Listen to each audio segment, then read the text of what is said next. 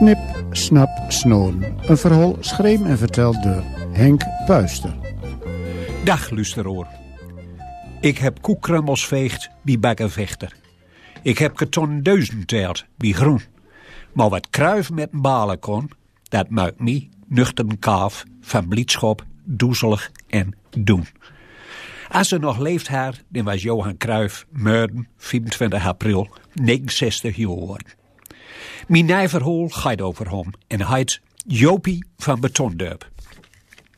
Omdat ik meer boodschappen doen moest en alleen van de uitkeringsinstantie mijn jaar opgehoben voor belasting opholden, laat ik fietsen en schuutjes staan en ik stapte in tolautogie. Ik was gauw en wel van huis dat ik voor radio het nieuws hoorde van het overlijden van Johan Cruijff. Net als ik om de halve wereld wist ik dat Cruijff een slimme zeikte onder de leden haar door een vuur behandeld wou. Maar toch, ik schrok al de noost. En flitsen kwam de woorden over hem bij mij boven. In mijn kop ging ik de woorden verzetten, nog eens verzetten. En nou had ik maar zo een paar dichtregels te pakken. Nee, zo kon het niet. Zo zal ik hem te keur doen. Van ijzer knutten. Zonder eigen vergat ik mijn afspraak aan de bolie van uitkeringsinstantie om 3 uur aan heidenlonen van Togezaad. Met al mijn verstand bij Johan Cruijff kon ik onmogelijk wieder rieden. De ogen waren mij waarachtig al wat sloffig. Ik zette de auto aan kade van de weg in en ik puulde net zo lang aan een gedicht van vaarregels tot er nog mijn zin was. Johan Cruijff. Die foutbewegings niet te volgen. Die filosofie begreep stoe alleen. Door die overlijden het spoor biester. Holland treurt. Cruijffie was van iedereen. Zo moest het maar kennen. Wat zou ik ermee doen? Zal de thuis en alle rust nog eens nog kijken gewoon. Krade het geen spierverlet meer van mijn keurige gedichten. Ik zet hem maar op Facebook en de Nederlandstalige uitvoeren. En ik stuur hem door het grootste voetbaltijdschrift van Nederland. Voetbal International. Sinds ik me heugen ken bestaat dit blad al en ik lees om als het iets ken elke week. VI het al volken zo schreven biedrogen van mij publiceerd. Ik startte de auto en stuurde naar mijn voedertouw van zich om 92 jaar. Hij had vast nog wel een putje werk voor mij te doen. Dat ik zien komen ben kwam zadde, als gewoonlijk, in zijn stouwle bitroom. Het leek alsof er zat te dommelen, kop voorover. Mooi, groette ik. Weet niet wat ik net op autoradio hoorde? Ik meende dat ik groot nijs had. Johan Cruijff is dood.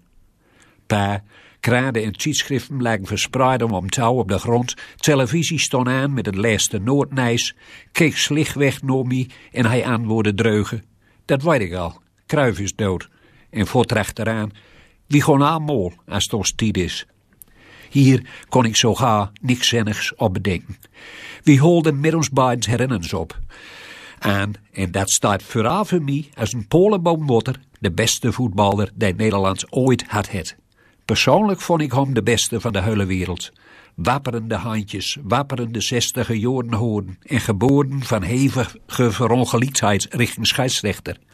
Die tronie van hem met de uitdrukken van, hoe kon ze mij dit nou flikken, die holdhakkers van een tegenstander. Treed toch eens op, man in het zwaard. Zoals Johan Cruijff de gemeenste aansloegen op zijn ledematen ontweek, zoals hij soepel en smui alle voelaken die hem potje loten won de hakken zijn luid, wereldklasse. Zijn techniek, zijn tactiek, zijn balaanname, zijn spel in zich, zijn vreeftrap, zijn vooruitdenken, het was niet van deze wereld. Wat Cruijff allemaal zijn luid op veld, hij geen spier meer te maken met een gewoon voetbalspeeltje, dat was pure kunst van de hoogste orde. Op 6-jarige leeftijd trainde Strootschoffie Jopie, zoals ze bezetten dus in Moeken Nuimdwui, al met Ajax met in Stadion de Meer in Amsterdam. Zijn ouders, Manus en Neel, hadden een groentezook in de wiek Betondorp. Met 10 jaar was Jopie echt lid van Ajax. Altijd zijn leven lang zal het rood-witte blauwdom door de oren stromen blijven. Maar niks menselijks was omvreemd. Cruijff was ook wrookzuchtig. Hij vergat niet. Een alles beter weiter was ze. Een bij mij al. Een zunnige pijter die toeloos gooide om een sigaretje. Later stopte hij subiet met smoken vanwege ernstige hartklachten.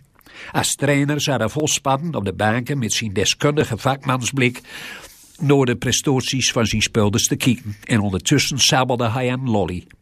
Dit beeld deed hem geen recht. Hij zette zijn eigen degradatie in gang en veranderde van een onmetelijke grootheid en onafhankelijk leutje kent door op zo'n slikding op een stokje te zoeken. Wat een afgang vond ik dit. Van Cruijff wordt zegt dat hij de enigste Nederlander was zonder buutsproter, oftewel mobieltje. Ik moet er wel om gniffelen. En het veld kon ze hem niet te pakken krijgen en voor mijn mobiele telefoon dus ook al niet. Als ze mij in die provo-tijd de succesvolste jaren van Johan Cruijff als voetballer vertelden dat ik op hem leek, dan wil ik maar dat ze mijn voetbalkwaliteiten bewonderden.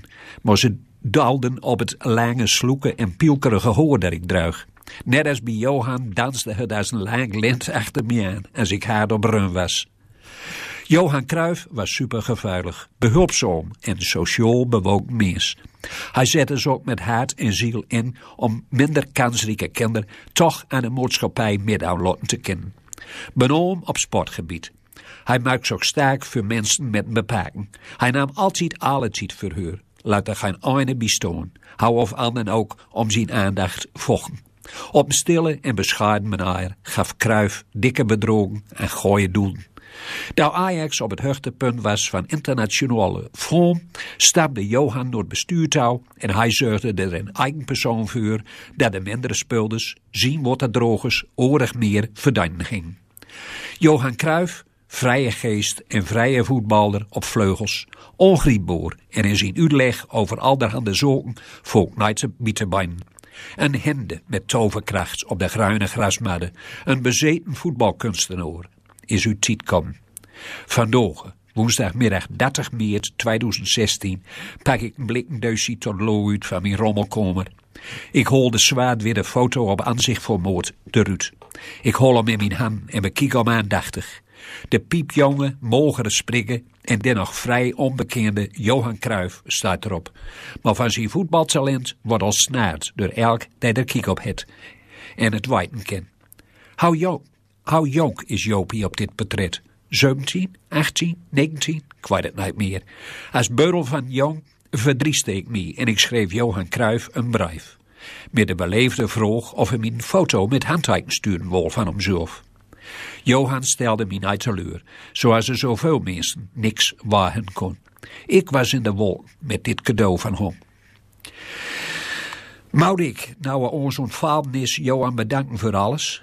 Hij deed alleen maar wat het doen moest, wat zijn haar om ingaf en waar hij het beste in was van allemaal. Boven dat, wij hij er heel goud voor betaald. Toch, zou ik niet gaan vergeten, hou ik in opperste concentratie en geestdrift van zijn onvoorspelbare acties op het veld genoot als ik voor televisie zat en het Westeentje van Van Rooidenstrode op het ogen zat. Cruijff en Ajax veroverden Europa. Eeuwige geluksmomenten, bezorgde hij ons middenkander. Ik moet mijn kopje thee. Als ik op banken zit en ga in kamer, pak ik de nieuwe VI erbij. Voetbal International. Maar zo valt mijn ogen op mijn eigen gedichtje. Allemaal onderaan bladzijde over Jopie van Betondorp. 22 woorden. Net zoveel als de voetballers rondlopen op het veld. Alleen Nico Dijkshoorn kan het in zijn gedicht achter in het blad nog korter zeggen als ik. Johan Cruijff bij Ajax. Stil. Door is ze.